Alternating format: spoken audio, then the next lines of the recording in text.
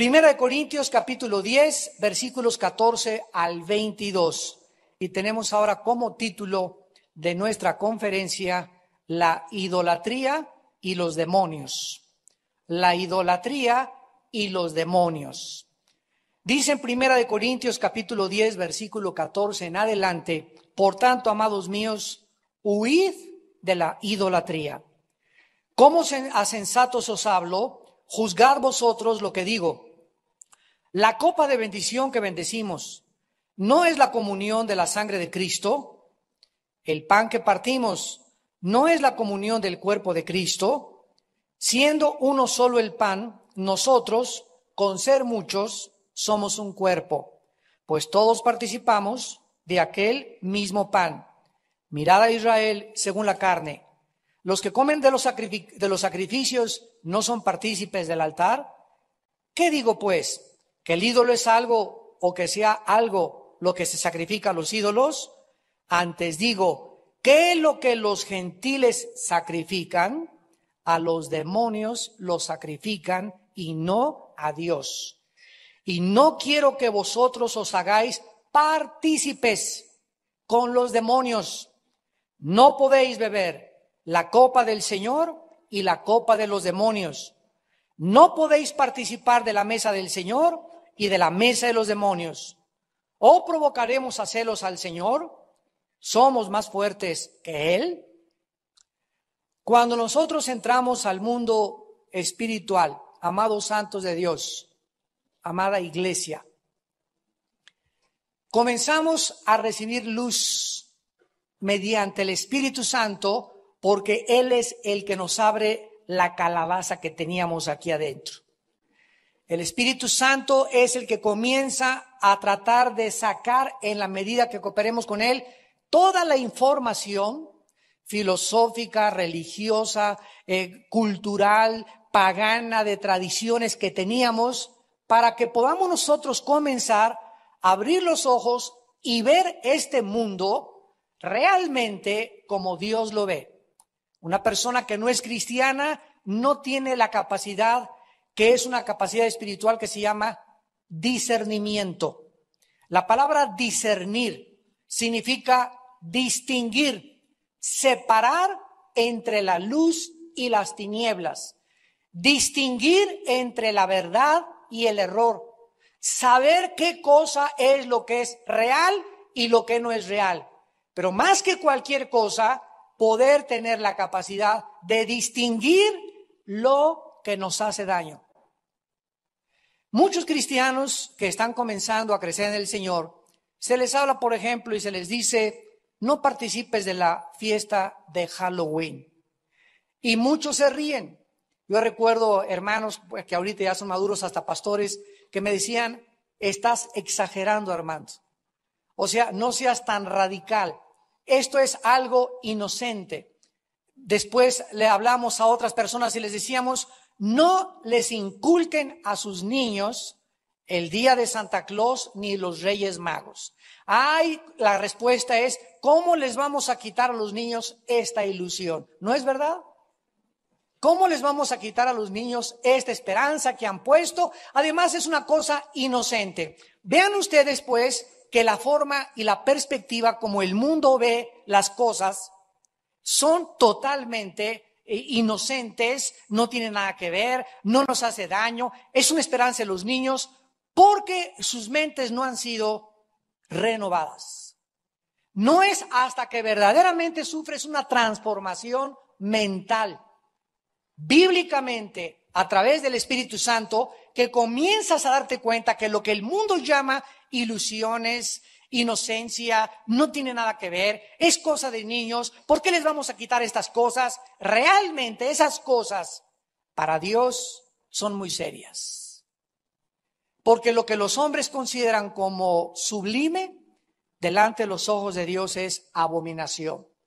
Y este pasaje nos va a arrancar a muchos estas vendas, estas tinieblas, para que podamos comenzar a penetrar en ese mundo que no lo podemos ver, repito, a menos de que tengamos al Espíritu de Dios viviendo en nuestras vidas.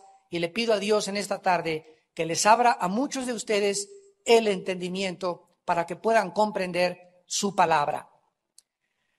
Una de las cosas más importantes que este pasaje nos va a enseñar es que hay muchas actividades del mundo, fiestas, desfiles, peregrinaciones, adoraciones, etcétera, etcétera, fiestas como Halloween, como Día de los Muertos, ir al panteón, etcétera, etcétera. Hay muchas actividades sociales, culturales, de las personas de cada nación que desde la perspectiva divina son abominación.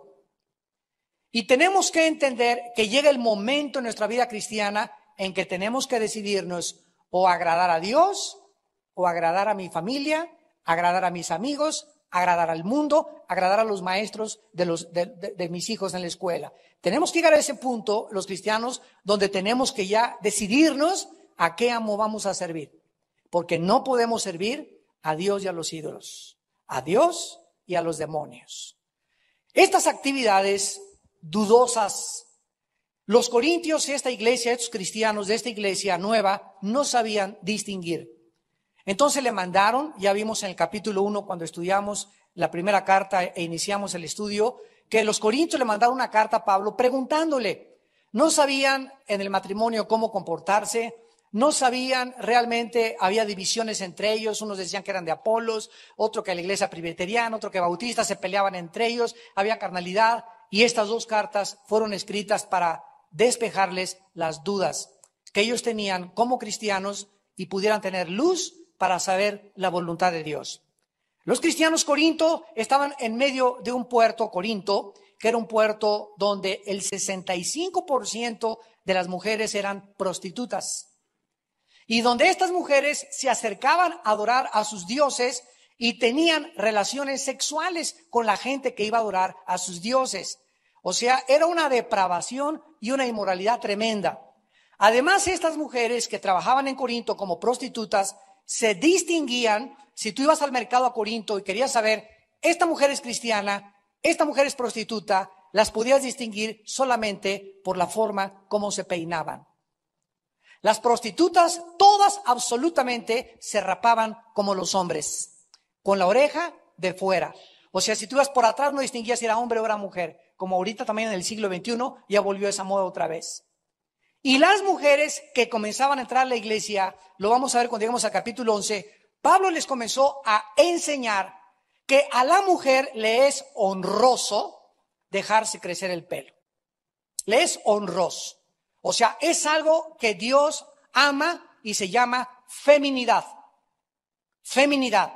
Ay, hermano, pero es que el otro día vi una predicadora que trae el pelo así. Es que esa predicadora que tú viste en la televisión no es tu modelo es la Biblia.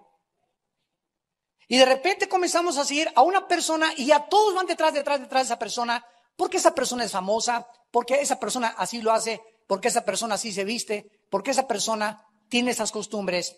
Pero como dice Pablo, si quieren ser contenciosos, sean contenciosos con Dios y no con nosotros.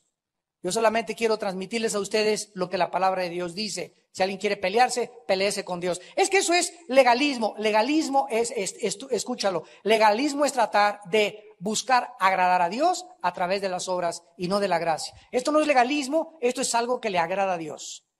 Entonces las prostitutas se rapaban y las mujeres que comenzaron a convertirse, o las prostitutas de Corinto que comenzaron a convertirse, se comenzaron a dejar crecer el cabello. Y comenzaron a entender que una mujer con el pelo grande, ¿verdad? Se ve femenina, se ve más linda, se ve más bonita. Si está gordita hasta los cachetes le tapa. En fin. Y comienza el apóstol Pablo tratando de introducirlos a este mundo espiritual para que pudieran ellos comenzar a entender la mente de Dios. Y lo primero que comienza Pablo diciéndoles en el versículo 14 es: amados míos, huyan de la idolatría. Este mandamiento se nos da por una razón muy especial. La mayoría de la gente, toda la gente a nuestro alrededor, que no sean cristianos ni conozcan al Dios vivo y verdadero, absolutamente sin ninguna excepción, hasta los ateos son idólatras. La gente comúnmente cree que idólatra es una persona que se postra delante de una estatua, delante de una roca, etcétera, etcétera. Y esto es parte de la idolatría. Pero la idolatría es todavía aún mucho más profunda. La idolatría significa, en la palabra eidolatrias, en el griego, adorar. Tanto a dioses falsos como a cualquiera cosa que consuma nuestra vida o cualquier cosa que establezcamos dentro de nosotros como un Dios. Por ejemplo, un ateo te dice, yo no creo en Dios, y en el momento que un ser humano dice, yo no creo en Dios, él se hace Dios. Porque cuando dices, yo no creo en Dios, estás diciendo, yo no creo en un ser supremo que me diga lo que tengo que hacer. Yo no creo en un legislador de la moral. Yo no creo en alguien que establezca términos, mandamientos, preceptos, conceptos, órdenes para regular mi vida. Yo puedo regular mi vida. Yo puedo decidir qué es bueno y qué es malo. Yo soy el que voy a escoger realmente lo que voy a creer. No quiero que nadie se meta en mi vida. Esa persona tiene un ídolo y el ídolo es él mismo. Entonces, todos los seres humanos, de una u otra forma, son idólatras. La palabra idolatría significa precisamente adorar algo que no es al Dios verdadero. Vayamos rápidamente al Evangelio de Juan, capítulo 4.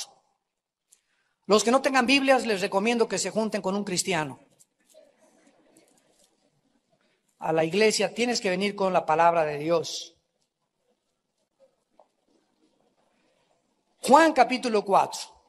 En este pasaje Jesucristo, muy conocido por todos, tiene un encuentro con una mujer que vivía en Samaria. Los samaritanos eran una mezcla de judíos con otras etnias y con otros grupos de alrededor, y los judíos ortodoxos los despreciaban, al grado que ni siquiera se atrevían a pasar por Samaria, porque a lo mejor los contaminaban.